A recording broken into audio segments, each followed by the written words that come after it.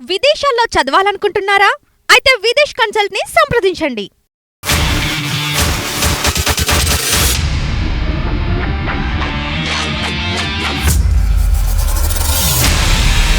Welcome to reality check. నేను మీ journalist Prashanth. ప్రస్తుతం మనతో పాటు ప్రొఫెసర్ గాలి వినోద్ కుమార్ గారు ఉన్నారు. ప్రధానంగా దేశవ్యాప్తంగా రిజర్వేషన్ ఏదైతే ఏబిసిడి వర్గీకరణ సంబంధించిన విషయం పైన పెద్ద ఎత్తున చర్చకు వస్తూ ఉంది. ఈ చర్చకు సంబంధించి ఇప్పటికే మందకృష్ణ మాదిగ ఈ యొక్క 30 సంవత్సరాలుగా ఈ యొక్క ఏబిసిడి వర్గీకరణ గురించి ఫైట్ చేస్తూ ఉన్నారు. దానికి సంబంధించి ప్రధానంగా ఇక కోర్టు కూడా ఒక తీర్పు ఇచ్చింది, రాష్ట్ర ప్రభుత్వాల పరిధిలోకి తీసుకొచ్చింది. ఖచ్చితంగా రాష్ట్ర ప్రభుత్వాలు ఈ యొక్క ఏబిసిడి వర్గీకరణ చట్టసభలలో చేసుకోవచ్చు అనేది కూడా ఇక కోర్టు ఒక తీర్పునిచ్చింది. దీనికి సంబంధించి ప్రధానంగా ఇటు మాదిగళ్లలో హర్షాతి రేఖలు వస్తూ ఉంటే మాలలలో ఒక సెక్షన్ మాత్రం పీపుల్ వ్యతిరేకిస్తూ ఉన్నారు. దానికి సంబంధించి అగ్గికి ఆజ్యం పోస్తున్నట్టు మందకృష్ణ మాదిగ కూడా పూర్తిగా మాలలు మనువాదులు అనేది కూడా పెద్ద ఎత్తున విమర్శలు చేశారు. దీనికి సంబంధించి ఈ విషయం పైన పెద్ద ఎత్తున ఖండిస్తున్నారు ప్రొఫెసర్ గాలి వినోద్ కుమార్ గారు. మందకృష్ణ మాటలు వెనక్కి తీసుకోవాలి. దానికి సంబంధించి ప్రధానంగా ఈ యొక్క ఏబిసిడి వర్గీకరణకు సంబంధించి ప్రధానంగా ఇది శాస్త్రీయబద్ధంగా లేదు. దానికి సంబంధించిన అన్ని విషయాలకు సంబంధించి ప్రధానంగా ఈరోజు మన డిబేట్లో చర్చించడానికి వచ్చారు. వర్డ్ని వెనక్కి తీసుకోమంటున్నారు. అదేవిధంగా ఏబిసిడి వర్గీకరణకు సంబంధించిన అంశాలు మనతో పాటు ఈరోజు చర్చించడానికి సిద్ధంగా ఉన్నారు. నమస్తే సార్. వర్గీకరణకు సంబంధించి ఇప్పుడు దేశవ్యాప్తంగా పెద్ద ఎత్తున చర్చకు వస్తూ ఉంది. వర్గీకరణ పూర్తిగా ఇటు మందకృష్ణ ఇది నా విజయమే అంటున్నారు. ఈ వర్గీకరణకు సంబంధించి రాష్ట్రాలే ఈ యొక్క చట్టాలు చేసుకోవచ్చు అనేది కూడా ప్రధానంగా ఒక కోర్టు తీర్పు ఇచ్చిన పరిస్థితి. ఎట్లా చూస్తారు ఈ వర్గీకరణకు సంబంధించి? ఎవరికి నష్టం, ఎవరికి లాభం? అంటే నష్టం అనేది ఎవరికి ఉండదండి ప్రాపర్గా చేస్తే. ఇప్పుడు నష్టం అనేది ఎవరికి ఉండదు. నేను 2001 నుండి చెప్తున్నా, వర్గీకరణ అనేది కులం కాదు, ప్రాంతము. ఇది ఉమ్మడి ఆంధ్రప్రదేశ్ సమస్య, ఇది దేశ సమస్య కాదు. ఇది మందకృష్ణ గారు వారి అనుచరులు ఎంఆర్పిఎస్ స్టార్ట్ చేసింది ఎక్కడికి వెళ్ళి ఈదుమూడి గ్రామం. ఈదుమూడి అనేది ఒక ఆంధ్రప్రదేశ్లో ఒక ప్రాంతం, ఒక గ్రామం. సో ఉమ్మడి ఆంధ్రప్రదేశ్ రిజర్వేషన్ వర్గీకరణను కోరుకున్నారు మందకృష్ణ గారు. దేశంలో మొత్తం ఎస్సీల వర్గీకరణ చేయమని చెప్పి మందకృష్ణ గారు కోరుకోలేదు. అవునా కదా? ఈవెన్ పంజాబ్ కేసులో కూడా పంజాబ్ సమస్యగా చూడమన్నారు తప్ప దేశ సమస్యగా చూడమని చెప్పలే. పంజాబ్ కేసులో పంజాబ్ దళితుల సమస్య అది. ఈవెన్ ట్రైబల్ సమస్య కూడా కాదు అది. ఏ ట్రైబల్ కేసు వేయలేదు సుప్రీంకోర్టులో మాకు వర్గీకరణ చేయమని. కానీ ఇలా మీరు గమనించాలి, సుప్రీంకోర్టు ట్రైబల్కు సంబంధించి వర్గీకరణ చేయమని చెప్పింది, అట్లాగే షెడ్యూల్ కులాలకు సంబంధించి చేయమన్నది. అది దేశం మొత్తం చేయమన్నది. దేశం మొత్తం సమస్య అడగలేదే వాళ్ళు. దేశం మొత్తం వాళ్ళు పంజాబ్ అడిగినారు. ఇది ఆంధ్రప్రదేశ్ సమస్య. ఏది మందకృష్ణ గారు లేవనెత్తిన సమస్య ఆంధ్రప్రదేశ్. కానీ కేసు ఎవరిది?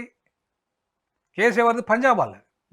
అది పంజాబ్ వాళ్ళ కేసుకు ఆంధ్రప్రదేశ్కు కేవలం ఇంటర్ప్రిటేషన్ మాత్రమే ఇచ్చారు తప్ప ఇది కేసు వేసింది వీళ్ళు కాదు. ఎవరు? మందకృష్ణ గారు కాదు. మందకృష్ణ గారు నిజంగా వేసిన వాళ్ళైతే అప్పుడు సుప్రీంకోర్టు ఎప్పుడు కొట్టేసింది? 2004లో కొట్టేసింది. ఎవరిది? చంద్రబాబు నాయుడు, బాబు నీకు అధికారం లేదు, 341 సవరించే అధికారం నీకు లేదు, షెడ్యూల్ కులాలు ఎవరైతే ఉన్నారో వాళ్ళు 341లో వస్తారు, వాళ్ళను వర్గీకరించే అధికారం నీకు లేదు, ఒకవేళ వాళ్ళని ఏబిసిడీలుగా వర్గీకరించాలంటే పార్లమెంట్కి మాత్రమే ఉంది అని చెప్పి కొట్టేసింది. 2004 తర్వాత 2004 నుండి 2022 ఎన్ని సంవత్సరాల మధ్యలో తేడా ఉంది? 18 సంవత్సరాల తేడా. అప్పుడు ఎవరు? మందకృష్ణ గారు కేసు వేశారు. ఈ 18 సంవత్సరాలు ఎందుకు వేయలేదు? ఒకవేళ నిజంగానే ఆయనే ఈయన సుప్రీంకోర్టులో కేసు దీనికి ఎగనెస్ట్గా వేసిండి అనుకుందాం, కొట్లాడిండి అనుకుందాము. మరి కేసు 2014లో కొట్టుకుపోతే ఇవాళ నువ్వు 2024 ఇది 20 ఏళ్ళు అంటే నువ్వు 2022లో వేసినావు. అంటే 2022లో కేసు, సారీ 2004లో పోయింది, 2004లో కొట్టుడు పోయింది. నువ్వు 2022లో నువ్వు కేసు వేసినావు. అంటే 2022కి ఎన్ని సంవత్సరాలు? 22 సంవత్సరాలు. అన్ని సంవత్సరాల దాకా ఎందుకు ఆగినావు అంటున్నావు. నిజంగా మందకృష్ణ గారు కేసు, ఇదే కేసులో మందకృష్ణ గారు వల్లనే అయింది అనుకుంటే 18 సంవత్సరాలు మందకృష్ణ కేసు వేయలేదు కదా.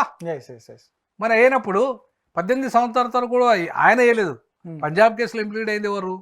పంజాబ్ కేసులో ఇంప్లీడ్ అయింది ఆయన కేఎస్ బాబు వర్గం, ఎంఆర్పిఎస్ వాళ్ళు ఇంప్లీడ్ అయ్యారు. అక్కడ పోతే విశాఖపట్నం వాళ్ళు ఇంప్లీడ్ అయ్యారు. ఇక్కడికి వస్తే మన ఆది జాంబవ అరుంధతి ఫెడరేషన్ వాళ్ళు ఇంప్లీడ్ అయ్యారు.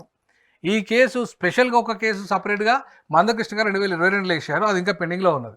సరే, ఏంటంటే మీ పైన ప్రధానమైన విమర్శ 30 సంవత్సరాలుగా మందకృష్ణ ఏబిసిడి వర్గీకరణ కోసం కొట్లాడారు. ఇప్పుడు ఇక వర్గీకరణ పూర్తిగా అయిపోతుంది అనే సందర్భంలో ఇక మందకృష్ణను విపరీతంగా విమర్శిస్తుంది మాత్రం మీరే. కాబట్టి మీరే నిజంగా అంటే మందకృష్ణ ద్రోహి అనేది కూడా మీరు ఒక వర్డ్ కూడా వాడారు. అసలు మీ పైన చాలా ట్రోల్ జరుగుతూ ఉంది, ఎట్లా చూస్తారు? దానికి మీ సమాధానం ఏంటి? నేను గల్లీ నుండి ఢిల్లీ దాకా మందకృష్ణ గారితో గత 30 ఏళ్ళుగా ఉన్నాను. ఇవాళ ఎందుకు నేను దూరం అయ్యాను అంటే ఫస్ట్ ఆయన బీజేపీకి పూర్తిగా సరెండర్ కావడం. ఓకే, బీజేపీ ఒక మతతత్వ పార్టీ, మనువాద పార్టీ, ఒక మనువాద మతతత్వ దళితులను హింసించిన పార్టీ, ఇలా అంటరానితనాన్ని ఒక రకంగా ఇండైరెక్ట్గా పెంచి పోషించిన పార్టీ, ఓకే, అగ్రవర్ణాల ఆధిపత్యం ఉన్న పార్టీ. అట్లాంటి పార్టీ మనువాద పార్టీకి వాళ్ళ సంపూర్ణంగా మద్దతు ప్రకటించడం. అది క్రైస్తవుల వ్యతిరేక పార్టీ, అంబేద్కరిస్టుల వ్యతిరేక పార్టీ, అది ముస్లిం వ్యతిరేక పార్టీ, కమ్యూనిస్టు వ్యతిరేక పార్టీ. ఇన్ని రకాల వ్యతిరేకత ఉన్న ఆ పార్టీకి డైరెక్ట్గా మాదిగలందరినీ సరెండర్ చేయమని వర్గీకరణ పేరుతోనే సరెండర్ చేయమని చెప్పేసి ఇవాళ బీజేపీ వాళ్ళని ఇవాళ వర్గీకరణ అయితే అని చెప్పేసి మీరు అన్నప్పుడు మరి చట్టం ఎందుకు రాలేదు? 100 రోజుల్లో వర్గీకరణ చేస్తానని చెప్పింది ఎవరు? బీజేపీ. 10 ఏళ్ళు అధికారంలోకి అనుభవించింది బీజేపీ. గతంలో వాజ్పేయి గారు ఉన్నప్పుడే 100 రోజులు చేస్తానన్న బీజేపీ, వాజ్పేయి గారి ప్రభుత్వం అయిపోయింది, నరేంద్ర మోడీ గారి ప్రభుత్వం 10 ఏళ్ళు అయిపోయింది, ఇప్పుడు మళ్ళీ 3వసారి నడుస్తుంది. కానీ ఇంతవరకు పార్లమెంట్లో చట్టం ఎందుకు రాలేదు? ఇప్పుడు ఈ సమస్య ఎందుకు ఎవరు కొట్టేశారు? సుప్రీంకోర్టు నీ రాష్ట్ర ప్రభుత్వాలకు అధికారం లేదు, పార్లమెంటుకి మాత్రమే ఏబిసిడి అంటే కులాలుగా విభజించే అధికారం ఉందని చెప్పి సుప్రీంకోర్టు కొట్టేసింది. సుప్రీంకోర్టు కొట్టేసిన తర్వాత నువ్వు 18 సంవత్సరాలుగా నువ్వు సుప్రీంకోర్టు జోలికి పోలేదు. నువ్వు పార్లమెంట్లో చట్టం చేయమన్నప్పుడు మరి పార్లమెంటు చట్టం ఎందుకు జరగలేదు అంటున్నాను నేను. ఈ రోజు వరకు కూడా పార్లమెంటు చట్టం ఎందుకు జరగలేదు?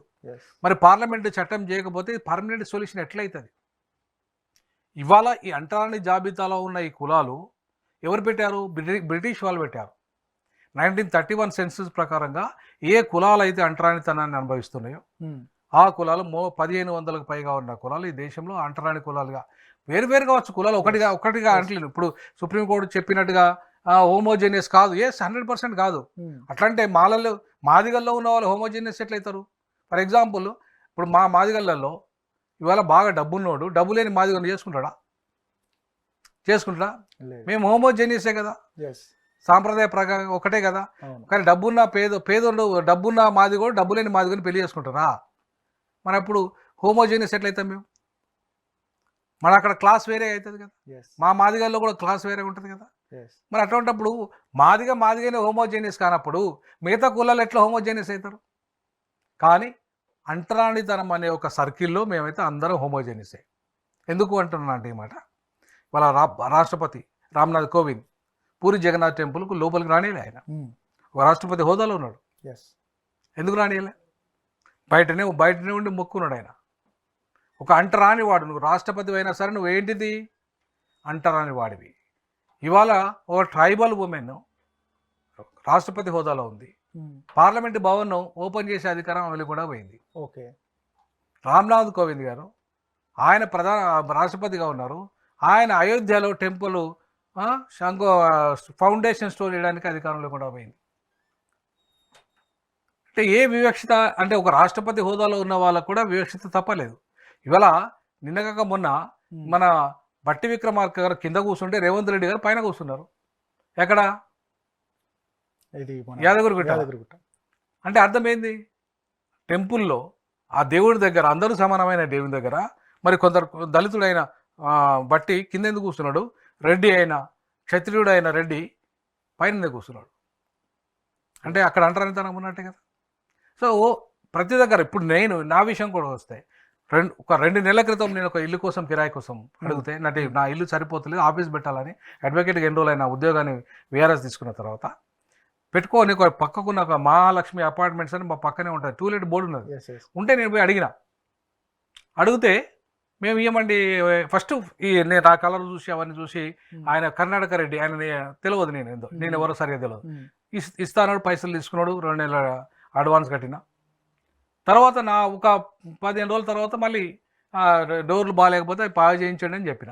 నేను ఏనంటాడు, ఎందుకు ఇవ్వే అంటే, లేదు నేను ఏనంటాడు, నువ్వు ఎందుకు ఇవ్వవో చెప్పు, నాకు కారణం కావాలి, నేను ఇయ్యానంటాడు. నేను పోలీస్ స్టేషన్లో కేసు పెట్టినా. కేసు పెట్టారు పెట్టినా. కేసు పెడితే అక్కడ పోయిన తర్వాత నన్ను ఊరేసినా సరే నేను ఆయనకి ఇల్లు అంటాడు, ఎందుకంటే ఆయన మాదిగోడు. ఈ మాదిగోళ్ళు ఏం చెప్తాను ఈ మధ్యలో, వాళ్ళు ఇలా మొత్తం SC/ST అట్రాసిటీ యాక్ట్ వేస్తాను, మమ్మల్ని ఆగం చేస్తాను, బ్లాక్మెయిల్ చేస్తాను, MRPS వచ్చిన తర్వాత ఇది ఇంకా పెరిగిపోయిందని చెప్పేసి మొత్తం అక్కడున్న రెడ్లంతా కూడా అయిపోయి నన్ను MRPS ఉద్యమంలో ఉన్నాను కదా నేను, కాబట్టి మీరు MRPSలో ఉన్నారు కాబట్టి నేను మీకు మాదిగోళ్ళకి ఇవ్వమని చెప్పేసి వెళ్ళేది ఆయన. అంటే నాలాంటి అటు ఒక ప్రొఫెసర్ని, అంబేద్కర్ చదువుకున్న కొలంబియా, ఆయన లండన్ స్కూల్ ఆఫ్ ఎకనామిక్స్లో పరిశోధన పత్రాలు సమర్పించి లెక్చర్స్ ఇచ్చేచ్చినోని, ప్రపంచంలో ఉన్నత స్థాయి విశ్వవిద్యాలయాల్లో, ఆక్స్ఫర్డ్ లాంటి విశ్వవిద్యాలయాల్లో చదువు చెప్పొచ్చినోని, లెక్చర్స్ ఇచ్చేచ్చినోని, అట్లాంటి నాకే పక్కకు ఇలికర ఇచ్చే పరిస్థితి లేదు, అట్లాంటి నాకే ఒక లా సెట్ కన్వీనర్ అయ్యే పరిస్థితి లేదు లా డిపార్ట్మెంట్లో.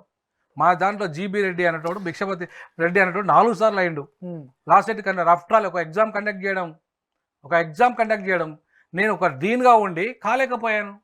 ఎందుకు కాలేకపోయాను? బికాజ్ మాదిగా.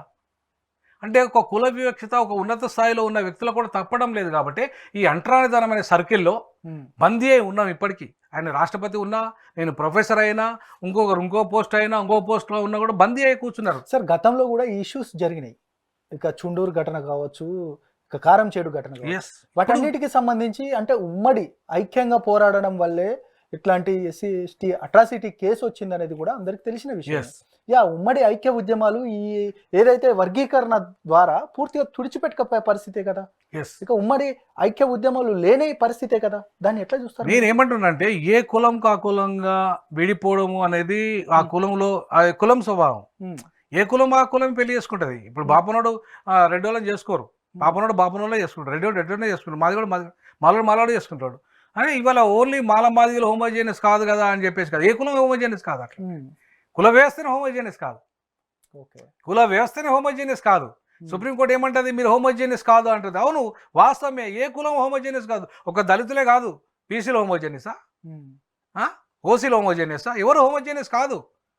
కానీ వాళ్ళ సుప్రీంకోర్టు ఏం చెప్తుంది, అందులో గవాయి దళితులు ఏం చెప్తాడు, మా దళితుల్లో ఎవరు హోమోజీనియస్ అండి కాదు కదా, ఏ కులం కాకులం, కొన్ని కులాలు లబ్ధి పొందినాయి కదా. 100%. మరి 3% ఉన్న బ్రాహ్మణులు ఎంత లబ్ధి పొందారండి ఈ దేశంలో? ఇప్పటికీ న్యాయ వ్యవస్థ వాళ్ళ చేతిలో ఉంది, కార్యనిర్వాహక వ్యవస్థ వాళ్ళ చేతిలో ఉన్నది, రాజకీయ వ్యవస్థ వాళ్ళ చేతిలో ఉన్నది, పరిశ్రమల వ్యవస్థ వాళ్ళ చేతిలో ఉన్నాయి, ప్రైవేట్ రంగం వ్యవస్థ, సినిమా ఇండస్ట్రీ.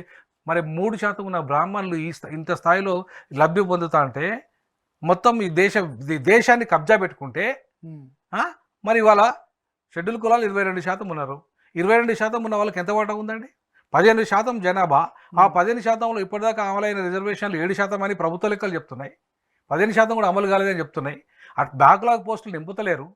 మాకు ప్రభుత్వం అంటే బ్యాక్లాగ్ పోస్టులు లేవు, పరిశ్రమలు లేవు, బడ్జెట్లో వాటా లేదు, ఇండస్ట్రీలో వాటా లేదు, రియల్ ఎస్టేట్లో వాటా లేదు, ఎందులో వాటా లేదు. ఓన్లీ వర్గీకరణ అనే ఒక భూతం. తెలంగాణ వస్తే ఏదో జీవితాలు బాగుపడతాయని, వర్గీకరణ వస్తే ఏదో జీవితాలు మొత్తం బాగుపడిపోయి మాదిగలంతా మారిపోతారని, మాదిగలంతా జీవితాలు ఏదో అవుతాయని చెప్పి ఈ భ్రమలు క్రియేట్ చేస్తున్న కార్యాచరణ ఏదైతే ఉందో తప్పంటున్నా దానిని. అది తప్పంటున్నా. ఇవాళ వర్గీకరణ ఒక శాస్త్రీయబద్ధంగా విభజన జరగాలంటున్నా. ఇవాళ 3 రోజుల్లో పరిష్కారం అయ్యే ఈ సమస్య 30 ఏళ్ళు ఎందుకు పట్టింది అంటున్నా. 3 రోజులలో నేను చెప్పిన దాని ప్రకారంగా చేస్తే 3 రోజులలో పరిష్కారం అవుతుంది ఈ సమస్యకు. 3 days. ఎట్లా? 371D అనే ఆర్టికల్ ఒకటి ఉంది మనకు. ఉమ్మడి ఆంధ్రప్రదేశ్ రాష్ట్ర విభజన తర్వాత కూడా ఆ ఆర్టికల్ ఇప్పటికీ ఉంది. ఇలా నదీ జలాల పంపిణీ కానీ, ఉద్యోగుల పంపిణీ కానీ, తర్వాత సంపద పంపిణీ కానీ దాని ప్రకారం జరుగుతుంది. మరి విద్యా ఉద్యోగ రంగాల్లో SCల రిజర్వేషన్ పంపిణీ ఎందుకు జరగట్లేదు? ఎందుకు చేయట్లేదు? ఇవాళ జిల్లాల యూనిట్గా చేస్తా అంటున్నాడు ఎవరు, మన ఆంధ్రప్రదేశ్ ముఖ్యమంత్రి చంద్రబాబు గారు. మరి ఈ సోయే నీకు అప్పుడెందుకు లేదంటున్నా నేను మొదటి నుండి చెప్పుతున్నా కదా. ఈ సోయ్ జిల్లాను యూనిట్ చేసుకొని జోనల్ సిస్టంలో వర్గీకరణ దేండి. ఈ సమస్యకు కేంద్రంతో పని లేదు, పార్లమెంటుతో పని లేదు, 2/3 మెజార్టీతో పని లేదు, లోకసభ రాజ్యసభతో పని లేదు, స్పెషల్ మెజార్టీతో పని లేదు, 341తో పని లేదు. కేవలం 371D 2 ముఖ్యమంత్రులు ఒక లేఖ రాయాలి. ఆ లేఖ ప్రధానమంత్రికి పోవాలి, ప్రధానమంత్రి రాష్ట్రపతికి వాళ్ళ క్యాబినెట్ సమావేశం ఏర్పాటు చేయాలి. ఈ సమస్యను అలా చేరుస్తూ వాళ్ళు దానికి సొల్యూషన్, పర్మనెంట్ సొల్యూషన్ అది, పర్మనెంట్ సొల్యూషన్ అది. ఇప్పుడు మళ్ళీ పోయి రాష్ట్రంలో పోయి రేవంత్ రెడ్డిని అడుగు, నువ్వు చట్టం చేయని చెప్పి సుప్రీంకోర్టు జడ్జిమెంట్ ఇచ్చింది కదా, చట్టం చేయాల్సిన అవసరం లేదు, అట్లా అడగాల్సిన అవసరం లేదు. లేదంటే చంద్రబాబు గారిని దగ్గర పోయి మళ్ళీ నువ్వు చట్టం చేయి, అక్కడ సుప్రీంకోర్టు జడ్జిమెంట్ ఇచ్చింది కదా, అవసరమే లేదు. ఓకే, 371D ప్రకారంగా ఇవాళ క్యాబినెట్ కూర్చొని, వాళ్ళు సెంట్రల్ క్యాబినెట్ కూర్చొని ఒక రెజల్యూషన్ పాస్ చేసి రాష్ట్రపతికి ఇస్తే రాష్ట్రపతి ఆమోదించితే అయిపోతుంది. 370ని రద్దు చేసిన రాష్ట్రపతి ఆఫ్టర్ ఆల్ 371D అమెండ్ చేయలేదా? మాలమాదిగల సమస్య పరిష్కరించలేదా? 100% పరిష్కరించవచ్చు సార్. ఇంకొక అంటే కాదు చెప్పేదండి, పరిష్కరించవచ్చు. ఎందుకు కాలేదు? చంద్రబాబు నాయుడు ఎందుకు చేయలేదు 371D ప్రకారంగా? రేవంత్ రెడ్డి ఎందుకు చేయలేదు 370D ప్రకారం? ఈయన ఎందుకు డిమాండ్ చేయలేదు? నేను 2001 నుండి చెప్పుకుంటూ వస్తున్నా, ఇది సమస్య కుల సమస్య కాదు, కేవలం కుల సమస్య కాదు, ఇది ప్రాంతీయ సమస్య. ఫర్ ఎగ్జాంపుల్ నేను చెప్తున్నాను, ఇప్పుడు జస్టిస్ రామచంద్రరావు కమిషన్ ప్రకారంగా ఐఏఎస్లు ఐపీఎస్లు ఎవరైనా రండి, ఎవరైనా లెక్కలలో తీయండి. 18 మంది ఐఏఎస్లు లెక్కించాడు ఆయన. 18 మందిలో ఒక్కడు మాత్రమే తెలంగాణ ప్రమోటెడ్ ఐఏఎస్ అయ్యిండు. 17 మంది ఆంధ్రలో, అది మాలైనా మాదిగైనా 17 మంది ఆంధ్రలో అయినరు. తెలంగాణలో ఒక్క లేడు అక్కడ. ఐపీఎస్ ప్రవీణ్ కుమార్ కూడా రాయలసీమ రూట్స్ ఉన్నాడే, వాళ్ళ పేరెంట్స్ అంతా కూడా అక్కడికి వెళ్ళి మైగ్రేట్ అయిన వాళ్ళే అనేది, వాళ్ళ ఇక్కడికి వచ్చిన వాళ్ళే అనేది. సో కాబట్టి ఇవాళ ఐపీఎస్లు కానీ ఐఏఎస్లు కానీ మా తెలంగాణలో ఎవరైనరు? ఇప్పటికీ మీ దానకిషోర్ ఎక్కడైనా, ఈ దానకిషోర్ ప్రిన్సిపల్ సెక్రటరీ ఉన్నాడు ఇప్పుడు ఎక్కడైనా ఆయన, రాహుల్ బొజ్జా ఎక్కడోడు, వీళ్ళంతా ఎవరై ఆంధ్రోళ్ళు వీళ్ళంతా. ఇప్పుడున్న వాళ్ళకి ఆ తెలంగాణ వాళ్ళు ఎవరన్నా మాలోళ్ళు ఉన్నారా, మాదిగోళ్ళు ఉన్నారా? మరి లేనప్పుడు మరి ఇక్కడ మాలోళ్ళని మాదిగోళ్ళని ఎక్కడ దోపిడీ చేసినట్టు మాలోళ్ళు? ఇది సమస్య ఆంధ్రది. ఆ సమస్య ఇప్పుడు మా తెలంగాణ మాదిగోళ్ళని కూడా ఎవరు దోపిడీ చేశారు? ఆంధ్ర మాదిగోళ్ళు దోపిడీ చేశారు. తెలంగాణ మాలోళ్ళు ఎవరు దోపిడీ చేశారు? ఆంధ్ర మాలోళ్ళు దోపిడీ చేశారు. మా తెలంగాణ మాలోళ్ళకు పెద్ద ఒరిగింది ఏమున్నది? ఏమీ లేదు ఇక్కడ. కాబట్టి ఇవాళ దోపిడీ అనేది ఇవాళ మేము ఇవాళ స్వయం పాలన తెలంగాణ ఎట్లయితే అవసరం వచ్చిందో ప్రత్యేక రాష్ట్రము, అట్లనే రిజర్వేషన్లు కూడా ప్రాంతీయ రిజర్వేషన్ల యొక్క అవసరము ఉండే. ఆ రకంగా ప్రాంతీయ రిజర్వేషన్ల వర్గీకరణ జరగాల్సి ఉండే. అది 371D ప్రకారంగా జరగాల్సి ఉండే. అది దానికి పార్లమెంటుతో సంబంధం లేదు, దానికి సుప్రీంకోర్టుతో సంబంధం లేదు. ఓకే, ఈ 30 ఏళ్ళు మేము కొట్లాడుకోవాల్సిన అవసరం లేదు. ఇద్దరు ముఖ్యమంత్రులు, అప్పుడైతే ఒక్క ముఖ్యమంత్రి ఉండే ఆంధ్రప్రదేశ్కి, ఒక్క ముఖ్యమంత్రి ఒక లెటర్ రాస్తే అయ్యే పని. మరి ఇంత చిన్న సమస్యను ఇంత జటిలం చేసి 341ని సవరణ చేయమని చెప్పేసి ఇవాళ దేశ సమస్యగా మార్చి మళ్ళీ కొత్త క్రిమిలేయర్ తీసుకొచ్చారు కదా. అదే నేనేమంటున్నా, దానికి మళ్ళీ క్రిమిలేయర్ ఒకటి పెట్టి, నేను అంటున్న ఈ సందర్భంగా క్రిమిలేయర్ ఏ రకంగా పెడతారండి? రాజ్యాంగ నిర్మాణ సభ ఒప్పుకోలే ఆ రోజు. రాజ్యాంగ నిర్మాణ సభ ఒప్పుకోలేదు. ఎందుకంటే అంటరానితనం ఉంది వీళ్ళకి, అది బోనంత కాలం క్రిమిలేయర్ వర్తించదని చెప్పేసి రాజ్యాంగ నిర్మాణ సభ ఒప్పుకోలేదు. ఓకే, సుప్రీంకోర్టు జడ్జిమెంట్లు ఇప్పటిదాకా ఈ మొన్నటి జడ్జిమెంట్ కాకుండా అంతకుముందు జడ్జిమెంట్ ఎప్పుడు క్రిమిలేయర్ ఒప్పుకోలేదు. మరి ఎట్లా ఒప్పుకున్నారు? గవాయి గారికి ఇవాళ సుప్రీంకోర్టు చీఫ్ జస్టిస్ అయ్యే అవకాశం ఉంది కాబట్టి, ఆయన కావాలంటే బీజేపీ ఆర్ఎస్ఎస్ ఆయనకు సపోర్ట్ కావాలి కాబట్టి, వాళ్ళు ఈ డైరెక్షన్లో జడ్జిమెంట్ ఇచ్చారు కాబట్టి, ఇవాళ వాళ్ళ డైరెక్షన్తోనే జడ్జిమెంట్ వచ్చింది కాబట్టి, ఆ జడ్జిమెంట్ గారికి వాళ్ళకే క్రెడిట్ అంతా పోవాలి కాబట్టి, ఆ క్రెడిట్ అంతా ఎవరు? నరేంద్ర మోడీ గారే చేశారు, అమిత్ షా గారే చేశారు, కిషన్ రెడ్డి గారు చేశారు అని చెప్పేసి మా మందకృష్ణ అన్న వాళ్ళనే పోడాలి. కాబట్టి ఇవాళ ఈ రకమైన జడ్జిమెంట్ రావడం వల్ల క్రిమిలేయర్ వర్తిస్తే, క్రిమిలేయర్ రాజకీయ రిజర్వేషన్ల ముందు వర్గీకరణ చేయమనండి. ఇదే క్రిమిలేయర్ని ఫస్ట్ రాజకీయాలలో పెట్టమనండి. ఓకే సార్, ఇంకొక సమస్య మాత్రం అంటే జటిలం అవుతుంది. ఎప్పుడైతే రిజర్వేషన్ ఫలాలు వచ్చాయో అప్పటి నుండి మాల మాదిగ ఈ కులాలు మాత్రమే రిజర్వేషన్ను ఎంతో కొంత అనుభవించిన పరిస్థితి. కానీ అనుబంధ కులాలు చెప్పుకుంటున్నట్టు అంటే ఉపకులాలకు సంబంధించి ఇప్పటికీ వారికి ఆ రిజర్వేషన్ ఫలాలు అందలేవు అనేది కూడా వారు ఒక సమస్యను తెర మీదకి తీసుకొస్తున్నారు. మేము మాలతో ఉండము, మాదిగతో ఉండము, మాకు సపరేట్ కేటగిరీ కావాలనేది కూడా పెద్ద ఎత్తున డిమాండ్ వస్తుంది. దీనికి సంబంధించి మీరేం 100% వాళ్ళు న్యాయమైన డిమాండ్ అది. అసలు ఉపకులం అనే పదం ఎక్కడదండి రాజ్యాంగంలో? షెడ్యూల్ కాస్ట్ అన్నాడు, ఇక్కడ సబ్ కాస్ట్ అనలేదు. అవునా కదా? సో వృత్తి కులాలు అవి, ఒక వృత్తికి అనుబంధ కులాలండి. ఇప్పుడు చెప్పుల వృత్తి ఉంది, ఆ వృత్తికి అనుబంధ కులాలు అట్లా, అంతే కదా, అంతే అనుబంధ కులాలు తప్ప ఉపకులాలు కాదు అవి. ఓకే, సో ఉపకులాల పదమే రాజ్యాంగంలో లేదు కాబట్టి ఉపకులాల కోట అనేది లేదు. వృత్తి కులాలు ఆ ఏ వృత్తులు అయితే ఉన్నాయో ఆ వృత్తుల పరంగా ఆయా వృత్తుల్లో ఉన్న వాళ్ళు మాదిగల జనాభా ఎక్కువ ఉంది, మాలల జనాభా అటు ఎక్కువ ఉంది, మిగతా వృత్తి కులాల జనాభా తక్కువ ఉంది.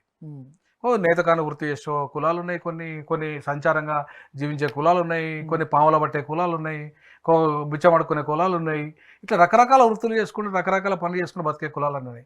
మరి అసలు ఇంతవరకు అక్షరం అంటే తెలియని కులాలు ఉన్నాయండి. మరి అక్షరం అంటే తెలియని కులాలకు ఎప్పుడు అధికారం రావాలండి? ఎప్పుడు వాళ్ళకి ఐఏఎస్లు కావాలండి? వాళ్ళు ఎప్పుడు ఐపీఎస్లు కావాలండి? అవకాశం రాకపోతే మాల మాదిగలు ఇద్దరు కొట్టేస్తే, ముఖ్యంగా ఈ 2 కులాలే కొట్టేస్తే ఖచ్చితంగా నేను చెప్పింది అదే. జిల్లాను యూనిట్ చేసుకుంటే శాస్త్రీయంగా ఎవరి జనాభా ఎంతో, ఫర్ ఎగ్జాంపుల్ తెలంగాణ ఉందండి, ఆది ఆంధ్రాలు తెలంగాణలో ఉన్నారా? లేరు. ఆది ద్రావిడులు తెలంగాణలో ఉన్నారా? లేరు. రెల్లీలు ఉన్నారా? తెలంగాణలో లేరు.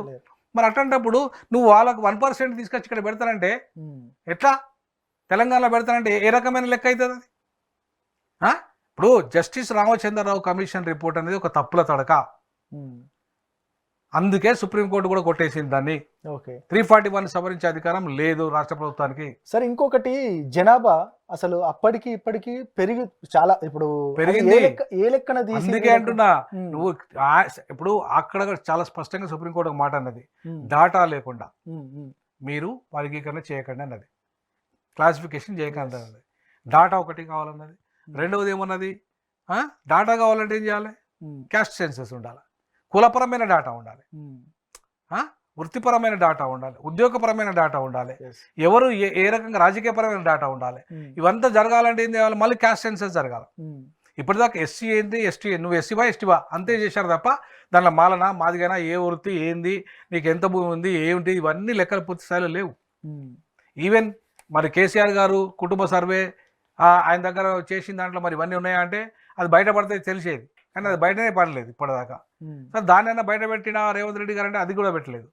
పెట్టకుండా మరి డాటా ఏ డాటా మీద ఇస్తాడు ఆయన?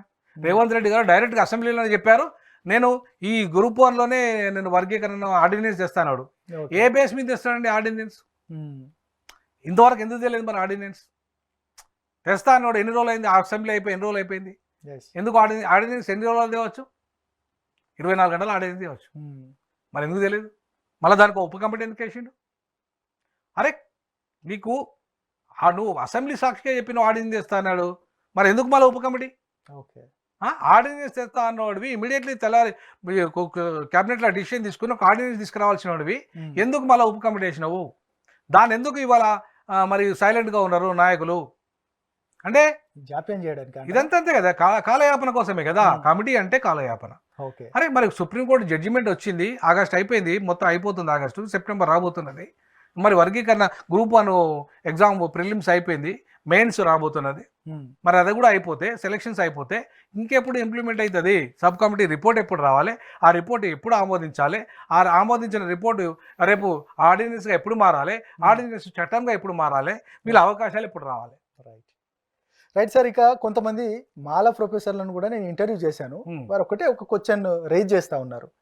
సరే, ఏబిసిడి వర్గీకరణ మేము అనుకూలమే, కానీ మా పైన అంటే మమ్మల్ని తిడుతూ ఉంటే, మా పైన విషయం చల్లుతూ ఉంటే మేము ఎలా అంగీకరించాలి అనేది మాత్రం వాళ్ళ క్వశ్చన్. ఎందుకంటే మొన్న మిడిది ప్రెస్లో మందకృష్ణ డైరెక్ట్ అన్నారు, మాలలు మనవాదులు, దేశభక్తులు కానే కాదని అన్నారు.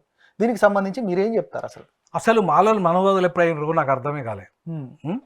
మనవాదులు అంటే అర్థమైంది ఒక్క మాట, మనవాదులు అంటే అర్థమైంది రిజర్వేషన్లు వ్యతిరేకించిన మనవాదులు అవుతారా? ఇప్పుడు వాళ్ళు ఏమంటున్నారు అంటే రిజర్వేషన్ల ఫలాలు శాస్త్రీయంగా పంచాలంటున్నారు. ఇప్పుడు 12% జనాభా అక్కడ మాలలో ఉండే ఉమ్మడి ఆంధ్రప్రదేశ్లో, ఇక్కడ 12% జనాభా మాదిగలది ఉండే ఇక్కడ తెలంగాణలో. మరి 7% ఇక్కడ వచ్చినప్పుడు అక్కడ 6% వచ్చింది. రేపు జస్టిస్ రామచంద్రరావు కమిషన్ ప్రకారం 12% ఇక్కడ ఉన్న వాళ్ళకి 7% వస్తే నష్టం ఎంత అయింది? మాదిగలకు 5% నష్టం జరిగిందా లేదా? అక్కడ 12% మాలలు ఉంటే అక్కడ వాళ్ళకి 6% వచ్చింది ఉమ్మడి 4-5 ఏళ్ళు. అంటే 6% నష్టపోయింది ఎవరు? అక్కడ మాలలు కదా. మరి ఇది శాస్త్రీయం ఎట్లయితుంది? నష్టం ఇక్కడ మాదిగలు జరిగితే మాదిగలు మాట్లాడద్దా? అక్కడ మాలలకు నష్టం జరిగితే అక్కడ మాలలు మాట్లాడద్దా? అందుకే ఇక్కడ మాదిగలు తెలంగాణ మాదిగ దండోరా అనేది ఒకటి ఏర్పాటు చేసుకున్నారు. మాకు 12% రిజర్వేషన్లు కావాలని అడిగినరు. అక్కడ మాలలు కూడా మాకు 12% రిజర్వేషన్లు కావాలన్నారు. అందుకే అక్కడ మాలలు వ్యతిరేకించారు, ఇక్కడ మాదిగలు వ్యతిరేకించారు. దేన్ని? జస్టిస్ రామచంద్రరావు కమిషన్ రిపోర్ట్ను దాని ప్రకారంగా చంద్రబాబు నాయుడు చేసిన వర్గీకరణ చట్టాన్ని, దానివల్ల మాదిగలకు నష్టం జరిగిందని చెప్పేసి స్పష్టంగా ఇవాళ తెలంగాణ మాదిగ దండోరా లెక్కలతో సహా చెప్పింది. మరి అట్లా అది నష్టమైనప్పుడు ఎవరైనా వ్యతిరేకిస్తారు, అక్కడ మాలలు వ్యతిరేకిస్తారు, ఇక్కడ మాదిగ. నేనేమంటున్నా, నష్టం లేని రీతిలో జిల్లాను యూనిట్ చేసుకొని జోనల్ సిస్టంలో ఇలా ఏబిసిడి బీసీలకు అయితే లేదా, బీసీలకు అమలు అయితే లేదా, ఎప్పటి నుండి అమలు అవుతుంది? ఎన్టీ రామారావు గవర్నమెంట్ వచ్చినప్పటి నుంచి అమలు అవుతుంది, ఈ రోజు వరకు కూడా అమలు అవుతున్నది. అది జోనల్ సిస్టంలోనే అమలు అవుతుంది కదా. మరి వర్గీకరణను కూడా జోనల్ సిస్టంలో పెడితే ఏబిసిడి చేస్తే ఖచ్చితంగా అమలు అవుతుంది కదా. మరి ఎందుకు చేయట్లేదు? జోనల్ సిస్టంలో ఎందుకు చేయట్లేదు? జిల్లాను యూనిట్ చేసుకొని ఎందుకు చేయట్లేదు? ఇది కదా చేయాల్సింది. మాలలు మనువాదులు అంటే ఎవరంటే విభజించి పాలించేటోళ్ళు మనవాదులు, అవునా కదా? కలిసి ఉంచేటోళ్ళు అంబేద్కర్ వాదులు. ఇలా మరి మందకృష్ణ కలిసి కొట్లాడదామని అనాలనా? విడివిడిగా నువ్వు దొంగ ద్రోహివి, నువ్వు మనవాది అంటే నీ దగ్గరకు వస్తారా? నేనేమంటానంటే, మనం నిజమైన అంబేద్కర్ వాదుల మాదిగలం అయితే మాలలారా, మనం అన్నదమ్ముల ఇద్దరం ఇంట్లో కుటుంబ పంచాయతీ అయితే, పంచుకునే కాడ పంచాయతీ అయితే ఏం చేస్తాం? పెద్ద మనుషులను పిలుస్తాం.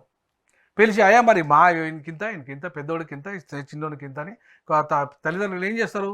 సమానమైన వాటా ఇస్తారు. లేదంటే పెద్దోడా నువ్వు కొంచెం ఎక్కువ కష్టపడ్డావు కాబట్టి కొంచెం నీకు ఒక 5% ఎక్కువ ఇస్తున్నవారు అంటారు. ఏదో ఒక సొల్యూషన్ అయితే తీసుకొస్తారా లేదా? మరి కూర్చొని 2014లో నేను కూర్చునబెట్టి, నేను మీటింగ్ పెట్టి మాదిగలు గద్దరన్న కూడా సమక్షంలో, జేబీరాజు గారి సమక్షంలో మాదిగల్ని మాలను కూర్చుని పెడితే అటు మాల సంఘ పోలు ఇటు మాదిగ సంఘం వాళ్ళు వచ్చి నా తలకాయ బల కొట్టిండ్రు. అదొక పెద్ద రసభాస అయింది కదా. పరిష్కారం కావాలని చెప్పి అడిగాను కదా. అంటే నేను మనవాదినా? ఇప్పుడు మాలాంటి వాళ్ళు మనవాదులా? వచ్చిన గద్దరన్న మనవాదా?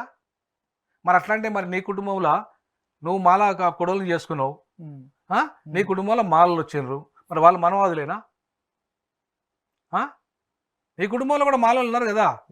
నువ్వు కోడల్ని నువ్వు చేసుకున్నావు కదా, నీ అల్లుని చేసుకున్నావు కదా, మరి ఆయన మనవాదేనా? మరి మనవాది అయితే విడిచిపెడతావా? ఇది తప్పుడు సిద్ధాంతం, ఇది తప్పుడు వాదన. పాలక సమాజం ఇవాళ మనవాదులు. మాలలు ఎప్పుడు పాలకులు అయినా? ముఖ్యమంత్రులు అయినా మాలలు అయినరా? ఉమ్మడి ఆంధ్రప్రదేశ్లో అది కూడా ఇద్దరు రెడ్లు కొట్లాడుకుంటా అంటే మధ్యలో కాంగ్రెస్ ఏం చేసిందంటే, పాపం అమాయకుని ఒక మంచోడు గుడిసె కూడా గతి లేకుండా పోయింది కదండి ఆయనకు. దామర సంజీవ్ వాళ్ళ అమ్మ కట్టెల పోయి ఊది వంట చేసింది ఆమె. ముఖ్యమంత్రి అయినా నా బిడ్డ నాకు గ్యాస్ పోయి తెస్తాడు, నా కొడుకు పెద్ద పోస్ట్ వచ్చింది అంటాను కదా, ఒక గ్యాస్ పోయి ఇప్పిస్తాడు నా కొడుకు అన్నది. అంటే ఎంత పేదరికంలో ఉన్నారండి వాళ్ళు. అట్లాంటి నిజాయితీ పరుడు ఉన్నాడు ఎవరన్నా ముఖ్యమంత్రులన్నా? నీకు లిస్ట్లో కనపడతాడా? అది కూడా ఇద్దరు రెడ్లు కొట్లాడుకుంటా అంటే, రాయలసీమ రెడ్లు కొట్లాడుకుంటా అంటే మధ్యలో తీసుకొచ్చి ఆయనను పెట్టిండ్రు. మరి ఆయన మైనవాదేనా? చెప్పండి. ఇప్పుడు మనవాదులు ఎవరు? విభజించి పాలించేటోళ్ళు మనవాదులు. రెడ్లు మనవాదులు కాదు ఆయన దృష్టిలో, కమ్మలు మనవాదులు కాదు, బ్రాహ్మణులు మనవాదులు కాదు, క్షత్రియులు మనవాదులు కాదు. ఎవరు మనవాదులట? మాలలు మనవాదులట. అరే నీ అంటరాని సోదరుడు ఎట్లా మనవాది అవుతాడండి? కావతే ఎక్కువ తిన్నాడు కావచ్చు. ఎందుకు తిన్నాడు చెప్పు? ఆంధ్రలో బ్రిటిష్ ఎడ్యుకేషన్ ఉంది, ఆంధ్రలో క్రైస్తవ మిషనరీలు వచ్చినాయి, ఆంధ్రలో నీ ఐఏఎస్లు అయినరు, మాదిగలైనా మాలలైనా ఆంధ్రలో. తెలంగాణలో ఒకటి ఎందుకు కాలేదు చెప్పండి? తెలంగాణ మాల మాది కూడా ఎందుకు కాలేదు? ఐపీఎస్లు ఎందుకు కాలేదు? ఉన్నతమైన ఉద్యోగాలకు ఎందుకు రాలేదు? ఇక్కడ ఏముంది? ఉర్దూ మీడియం, తోళ్ల పరిశ్రమలో పనిచేసిన ఇక్కడ మాదిగలు, అవునా కదా? చదువు లేదు కాదు, మాలకు వృత్తి లేని కారణంగా వాళ్ళు అదో ఇదో చిన్నగా ఇక్కడ ఎంఆర్ఓ ఆఫీసులో అక్కడిక్కడ పని చేసుకుంటే ఫైనల్ గా చెప్పండి. కాదు, ఒక్క నిమిషం చేసుకుంటే ఏదో చిన్న పనులు చేసుకుంటే ఏదో ఉద్యోగాలలో ఇక్కడ కూడా కొంచెం మంది వెళ్ళిపోయినారు కావచ్చు కాక. కానీ అక్కడ ఎక్కువ మంది క్రైస్తవ మిషనరీల వల్ల చదువుకొని ఐఏఎస్లో అయిపోయారు. ఉమ్మడి రాష్ట్రం ఏర్పడిన తర్వాత ఇక్కడ ఎస్సీ పోస్టులలో ఉన్న ఐఏఎస్లు ఎవరు? ఎస్టీ పోస్టులో ఉన్న ఐఏఎస్లు ఎవరు? ఐపీఎస్లు ఎవరు? అంత ఆంధ్రలో కదా. ఐఆర్టీఎస్ ఆఫీసర్లు ఎవరు? జేబీరాజు ఎక్కడోడు, కాకిమాధరావు ఎక్కడోడు, వీళ్ళంతా ఎక్కడోళ్ళు అండి? అక్కడోళ్ళు కదా. అరే ఒరిజినల్ మాదిగకు మాలకు పెద్ద అవకాశాలు లేవిడా. ఉపకులాలు ఇంకా ఎక్కువ లబ్ధి పోతుంది నేను అడిగితే. ఇప్పుడు చూడండి మీరు, ఫర్ ఎగ్జాంపుల్ ఇవాళ డిప్యూటీ సీఎం ఎవరండి? మాల దాసరి, ఒరిజినల్ మాల కానీ కాదు, అవునా? గతంలో డిప్యూటీ సీఎం ఎవరండి? డిప్యూటీ సీఎం దామరాజు అనే సింహ మోచి, ఆయన మాదే కాదు, ఒరిజినల్ మాదే కాదు. మరి ఇట్లాంటి వాళ్ళు ఉపకులాలే. ఇప్పుడు కడియం శ్రీగారు ఎవరండి? మాదిగా ఉపకులం. ఇవాళ రాజకీయాలు వెళ్తున్నది ఎవరండి? మాలలా మాదిగలా? కీలకమైన పోస్టులు ఉన్నది ఎవరు? వాళ్ళే కదా, ఉపకులాలే కదా. కాకపోతే ఉపకులాలలో వీళ్ళు రాజకీయాలు చేస్తున్నారు కావచ్చు, కానీ చాలా మంది పేదలు ఉన్నారు, చాలా మంది చదువుకు దూరమైన వాళ్ళు ఉన్నారు. వాళ్ళందరికీ శాస్త్రీయంగా విభజన జరగాలి. దానికి జిల్లాని యూనిట్ చేసుకొని వాళ్ళ జనాభా ప్రకారంగా ఏ జిల్లాలో ఎవరి జనాభా ఎంత ఉందో, మహబూబ్నగర్లో మాదిగలు ఎక్కువ ఉన్నారు, అట్లా ఆదిలాబాద్లో మాదిగలు ఎక్కువ ఉన్నారా? మరి సేమ్ మహబూబ్నగర్లో ఉన్న జనాభాకు ఆదిలాబాద్ జనాభాకు సమానంగా ఇస్తారంటే నడుతుందా? నడవదు. ఆదిలాబాద్ జిల్లా వేరే, మహబూబ్నగర్ జిల్లా వేరే. ఏ జిల్లాకు ఆ జిల్లా జనాభా ప్రకారంగా ఇస్తే అది శాస్త్రీయమవుతుంది. సార్ ఫైనల్ గా చెప్పండి, అసలు ఈ వర్గీకరణకు సంబంధించి మీరు ఏం చెప్తారు? ఎట్లాంటి శాస్త్రీయబద్ధమైన వర్గీకరణ జరిగితే అందరికీ మేలు జరుగుతుంది అంటారు? శాస్త్రీయమైన జిల్లాను యూనిట్ చేసుకొని 2001 నుండి చెప్తున్నా, ఈ రోజు కూడా అదే చెప్తున్నా. జిల్లాను యూనిట్ చేసుకొని జోనల్ సిస్టంలో ఇవాళ ఫర్ ఎగ్జాంపుల్ నా దృష్టిలో అయితే 4 వద్దు, 2 ఏ బి. ఓకే, ఏది సుమారు 15% రిజర్వేషన్లు, 10% ఈ పేదలకు ఇవ్వండి. పేదలు ఎవరైతే పేదలు ఉన్నారో, రిక్షా కార్మికులు, మాలలైనా మాదిగలైనా, లేదంటే ఒకవేళ అట్లా కూడా కావాలనుకుంటే సగం 5% మాదిగలు, ఇక్కడైతే తెలంగాణలో అయితే 6% మాదిగలు, 4% మాలలు, ఈ 10% పేదలల్లా. అట్లాగే ఇంకో 5% ఉంది కదా మిడిల్ క్లాస్. మిడిల్ క్లాస్కు 3% ఇచ్చి రిచ్ క్లాస్కు 2% ఇవ్వండి. అట్లాంటి ఏబిసిడి అట్లా చేసినా పర్లేదు. ఉపకులాలు కూడా అందులోనే భాగంగా వస్తాయి సపరేట్గా. అంటే నేనేమంటున్నానంటే పేదలు ఎవరైతే ఉన్నారో లబ్ధి ఎక్కువ పొందాలి. ఐఏఎస్లు అయిన వాళ్ళు ఐఏఎస్లు కావడానికి లేదు, ఐపీఎస్లు అయిన వాళ్ళు ఐపీఎస్ కావడానికి లేదు. వాళ్ళకి కేవలం 1% ఇవ్వండి. వాళ్ళకు ఎవరైతే ఆ లబ్ధి పొందిన వాళ్ళు ఉన్నారో అట్లాంటి వాళ్ళు, ఎందుకంటే ఇంకా అంటరానితనం ఉంది కాబట్టి, ఇంకా అంటరానితనం మా కులాల్లో ఉంది కాబట్టి 1% ఇవ్వండి. మిగతా పేదలకి 10% ఇవ్వండి.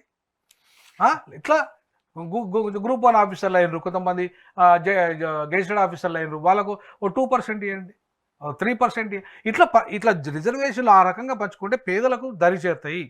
అంతేగాని ఇప్పుడు చెప్పే సిద్ధాంతం ప్రకారంగా 7%, 6% వల్ల ఇవాళ లబ్ధి పొందేది ఎవరండి? చదువుకున్న డబ్బున్న వాళ్ళే లబ్ధి పొందుతారు. దాంట్లో పేదలకు ఏం లాభం వస్తుందండి? అది మాలా కావచ్చు, మాదే కావచ్చు, ఎవరైనా ఉపకులం కూడా కావచ్చు. డబ్బున్నోనికి వస్తుంది. ఇప్పుడు నేను ప్రొఫెసర్ను, మా తమ్ముడు ప్రొఫెసర్ కాదు, వాడు చిన్నగా 10,000కో 12,000కో చిన్న కాంట్రాక్ట్ ఎంప్లాయ్కి పని చేసుకుంటాడు. నా పిల్లలకు వస్తుందా లబ్ధి? వాని పిల్లలకు వస్తుందా? మీ పిల్లలకు సహజంగా వస్తాయి కదా. కాబట్టి ఇవాళ ఒక్క కుటుంబంలోనే ఈ పరిస్థితి ఉంటే మిగతా ఇప్పుడు మొత్తం ఐఏఎస్లు సంపన్నులైన వాళ్ళు, 1,000 కోట్లు సంపాదించిన వాళ్ళంతా కూడా ఏ రకమైన లబ్ధి పొందాలండి? కాబట్టి ఇవాళ పేదరికం అనే దాని ప్రాతిపదికన, పేదరికము, వ్యవసాయ కూలీలు, వృత్తికుల వెనుకబాటుతనము ఆధారంగా వాళ్ళను గుర్తించి ఆ రకంగా వాళ్ళకి ఎక్కువ % ఇవ్వగలిగితే రిజర్వేషన్ ఫలాలు వాళ్ళకి లబ్ధి చేకూరుతాయి. అది శాస్త్రీయమవుతుంది. అంతేగాని మాలలు దొంగలు, లేదంటే మాలలు ద్రోవులు, మనవాదులు ఇట్లా రెచ్చగొడితే పరిష్కారం అవుతుంది సమస్య. కూర్చుండబెట్టి అన్నదమ్ములే సమస్య వచ్చింది, కూర్చొని మాట్లాడుకొని ఇవాళ పరిష్కరించుకోవాలి. అగ్రకులాల మనవాదులు, దోపిడీదారులు వాళ్ళు, మనల్ని విభజించి పాలిస్తున్నది వాళ్ళు, మనల్ని అణిచివేస్తున్నది వాళ్ళు, మనల్ని అన్యాయానికి గురి చేస్తున్నది వాళ్ళు. మాలైనా మాదిగైనా ఎవరినైనా ఎవరైనా బాగా స్వేచ్ఛగా వస్తుండ్రా? అరే డిప్యూటీ సీఎం అనే స్థాయికి వచ్చినా కూడా కింద కూర్చుంటాడండి. రాష్ట్రపతి కూడా గర్భగుడి దాకా పోకుండా బయట పూజ చేసుకుంటాడండి. ఇలా పోయిందా అంటరానితనం? రైట్ సార్, ఇక సమయాభావం తక్కువ ఉంది మనకి. ఒక రోజు మనం పూర్తిగా దీనిపైనే డిబేట్ పెట్టుకుందాం. ఓకే, మొత్తానికి ఏదైతే రిజర్వేషన్ అంశంకి సంబంధించి ప్రధానంగా చివరికి నేను కూడా చెప్పాల్సుకున్నా, మందకృష్ణ అన్నకు నేను వ్యతిరేకం కాదు, మాలలకు నేను వ్యతిరేకం కాదు. నేను అంటరాని కులంలో అంటరాని వాడిని, నా జాతులు అంటరానికి 1000 సంవత్సరాలుగా అణచివేత గురవుతున్నాయి, ఈ రోజు కూడా అణచివేత గురవుతున్నాయి. ఏ స్థాయిలో ఉన్న లక్షల కోట్ల రూపాయలున్నా కూడా గర్భగుడిలోకి ఎంట్రీ లేదు మా వాడికి. మాకు హోదా లేదు, అసలు మాకు హోదా లేదు, మాకు డిగ్నిటీ లేదు. కాబట్టి డిగ్నిటీ అనేది రానంత వరకు, కులం నిర్మూలన జరగనంత వరకు ఈ దేశంలో డిగ్నిటీ అనేది మాకు రాదు. అంటరానితనం పోనంత వరకు మమ్మల్ని క్రిమిలేయర్గా గానో దూరం చేయడము, మమ్మల్ని మనవాదులుగానో, మా సోదరులను ఇంకో ఏదో రకంగా చిత్రీకరించడం తప్పంటున్నాను. పంచుకుందాం, ఎవరైతే ఎక్కువ తింటున్నారో వాళ్ళకి తగ్గిద్దాం, పేదలకు పంచుదాం. రైట్ సార్, ఇక ఏదైతే రిజర్వేషన్ అంశానికి సంబంధించి శాస్త్రీయబద్ధంగా జరగాలి. ఖచ్చితంగా అట్టడుగు అంటే ఏదైతే ఈ వర్గాలలో ఉన్న పేదలకు న్యాయం జరిగినప్పుడే ఈ రిజర్వేషన్కి సంబంధించిన అంశానికి కూడా నిజంగా న్యాయం జరుగుతుంది అనేది కూడా ప్రధానంగా ప్రొఫెసర్ గాలి వినోద్ కుమార్ గారు చెప్తా ఉన్నారు. ఇది ఈరోజు రియాలిటీ చెక్.